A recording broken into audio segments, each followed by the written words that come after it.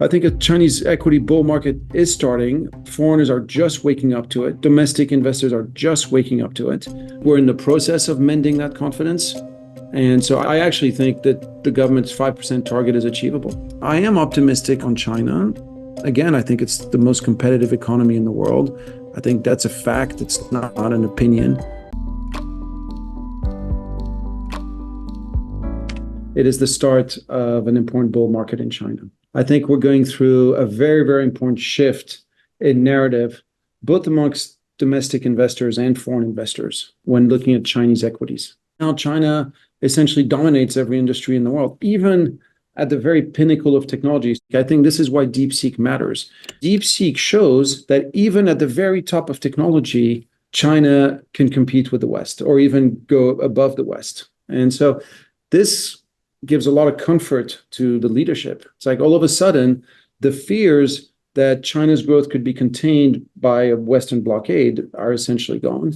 And so now we're entering into a new phase where the leadership keeps talking about boosting domestic consumption, about boosting the domestic consumer.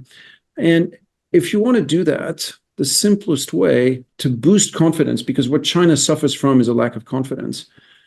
One way to boost confidence is to get a stock market bull market going. And I think that started last in basically February 2024. So it's a little over a year's old now. And for a year, Chinese stocks have been moving higher. I think a Chinese equity bull market is starting. Foreigners are just waking up to it. Domestic investors are just waking up to it. Flows are starting to pick up, but it's just the beginning of a story that should last many years. I'm sure you've heard this saying that bull markets climb a wall of worry. That's what bull markets do. You have all these concerns and the bull markets just drive through them. And I think that today you're seeing this. It's very typical behavior where everybody focuses on the negative because we've had 3-4 years of really bad stock markets. So everybody focuses on negative. It's like, this isn't going to last. Real estate, bad news. Confidence is so bad, etc. But the markets just continue to move ahead. It's very, very typical of how bull markets evolve. When you have to be worried about the bull market is when everybody thinks it's going to keep going higher.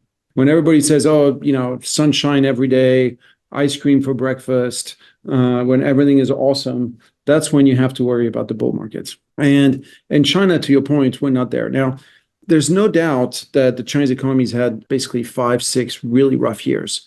Some of that was self-inflicted. To be honest, the COVID lockdowns lasted for too long and really shook people's confidence. Now, the reality, though, remains that if you take a step back, China's economy today is by far the most competitive economy in the world. And you see this through Chinese trade numbers. China's trade surplus keeps on making new highs every single month. China's trade surplus right now is about 90 billion a month, US dollars. No country has ever run a trade surplus this big. And it's a real testimony to how competitive Chinese businesses are. And you take any field, you take automobiles, you take industrial robots, you take train building, power plant building, solar panels, batteries, you name it, China's at the top of the global game today. And to the point where very few can compete. When you start off with that, like what should be happening is all the people making money selling solar panels, selling batteries, selling all the things that China's selling. They should be taking that money and reinvesting it at home or consuming. But because their confidence has been crushed, because people are so afraid, they just do one of 3 things with it. They either take that money and leave it at the bank, and the banks, because there's no demand for credit, the banks have nothing to do but buy bonds, and bond yields go to new lows, option 1. Option 2, they buy gold. And then the third thing they do, if they can, is they keep that money abroad. So you look at Hong Kong, US dollar bank deposits in Hong Kong have grown by $250 billion over the past couple of years. It's just enormous amounts of money. Now, if the Chinese government manages to boost people's confidence, both the businesses and the individuals, the money is there and the money keeps coming in, 90 billion a month. So I think we're in the process of mending that confidence. And so I actually think that the government's 5% target is achievable. So really, very few people have traveled in China in the past 5 years, which is crazy because it's obviously the second biggest economy in the world, and it's still growing, decently. Just walking around the streets, there's so many car brands that didn't exist 5 years ago, 10 years ago, producing really high quality cars and at very, very affordable price points. So the Western world has completely missed out on this story. I keep saying, look, you have to go see China. You can't underestimate how much it has changed in 5 years on so many different fronts, because it's not just the manufacturing, it's also the fintech. I wrote this piece about a year ago now called, Prejudice in China. People are holding on to past prejudices. They might have gone to China 10 years ago, 15 years ago. And back then, China was an economy that essentially produced cheap goods cheaply. It's like it was, China quality was seen as inferior. For a lot of people, if you haven't been to China in the past 5 years, that's what they're still stuck with. It's a frame of reference that has been bypassed. The assumption I think most Westerners have is it's communist, therefore it's going to fail because all the other communist countries have failed. Now, I always say, well, look, the interesting thing today about China is the CCP has been in power longer than the Soviet Union existed. China doesn't feel like it's collapsing at all. You're getting better trains, you're getting, less pollution, you're getting airports being built everywhere. China now is even producing its own plane. China's sending missions to the dark side of the moon. So I think there's communist element is a big part of that bias. I do tend to believe as well that, look, in the Western world, we have this conception that people from Asia can't be creative, that it's almost like we have a monopoly on creativity. We're always surprised when Asians do better. And so I think we have this tendency to always underestimate the resiliency and the hard work, frankly, of Asians. And, today, it's amazing. I was being interviewed by an American TV channel. And one of the first questions they asked was, yeah, but there's no creativity in China. And I said, how'd you figure? They're producing better cars. They're producing better movies. Go see Ninja 2. It's the world's highest grossing cartoon. But people hold on to these prejudices long after they're proving to be not true. You can't understand the Chinese progress, the economic progress, the growth that you've seen, etc., if you don't understand the level of competition that most Chinese businesses have to deal with. To be a successful businessman in China means that you're going through just insane levels of competition. And if you don't run twice as fast as the next guy, you're not going to win. If you look at the US, it's okay, they decide to do electric cars. So essentially, they tell Ford, GM, and Tesla, we'll give you big subsidies to do electric cars. And then GM and Ford fail and Tesla succeeds. And the end result is you get Teslas for $70,000 US, and Elon Musk gets to be worth $100 billion or whatever the number is. In China, capitalism works differently. In China, okay, you know what? We need to produce electric cars.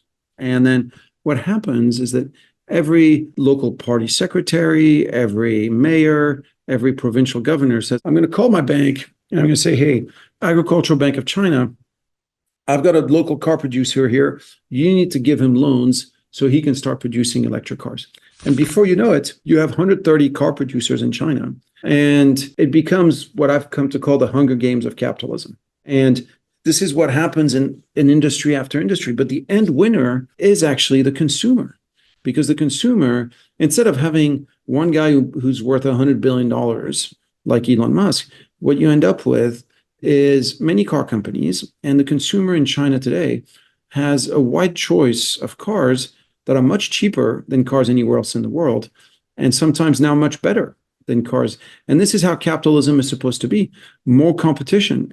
Capitalism isn't supposed to be one or two companies like Microsoft, Google, Tesla that control an entire industry and make super fat margins and end up in a quasi-monopoly situation and then spend a bunch of money lobbying the government to maintain their quasi-monopoly situations. That's not what capitalism is about. Capitalism is about companies fighting it out. And yes, sometimes making very, very slim margins.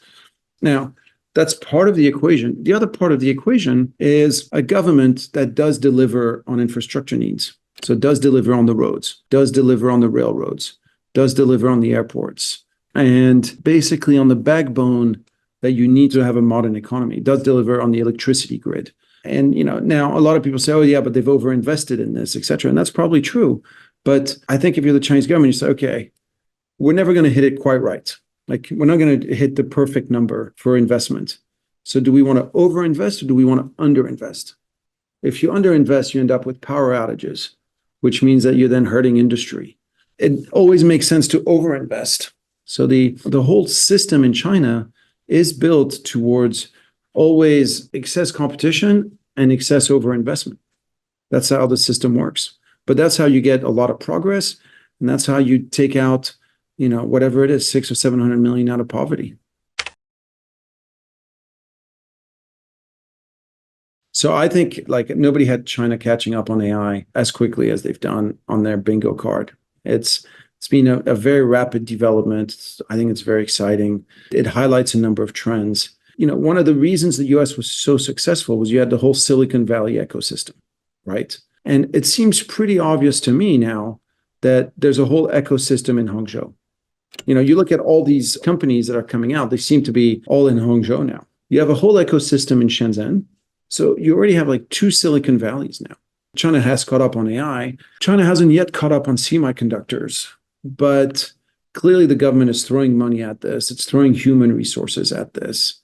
When you look at pretty much every major semiconductor company in the world, whether TSMC, NVIDIA, Broadcom, AMD, now Intel, they're all run by people of Chinese ancestry. Now, maybe Taiwanese, so very clearly there's something in the Chinese culture that works well with semiconductors. So I think, China will catch up. Now, I've been thinking for more than a year that it's Chinese equity is the place you want to be today. Look, the way I look at it, Chinese equities right now are still not very expensive. They have massive government support. Because bond yields are very low in China, retail investors are taking money out of the bank. You're earning 0% at the bank.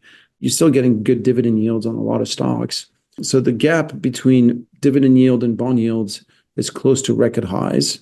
And you've got strong momentum now after a lot of bad momentum. So, you go through your checklist. It's okay, good valuation, good momentum, good policy support, good earnings yields. It's check, check, check, check, check. If you don't buy now, when are you going to buy? So I am optimistic on China. Again, I think it's the most competitive economy in the world. I think that's a fact. It's not an opinion. 偷偷告诉大家，我最近发现了新法宝 Royal Face 逆时奇迹系列，它有活肤露、全效精华，还有精华霜。尤其我皮肤比较偏干，所以我非常的注重保湿。保湿做得好，肌肤自然烹润。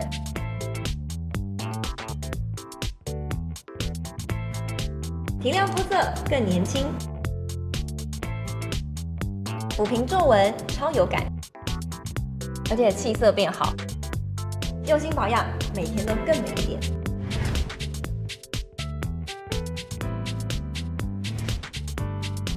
美吧。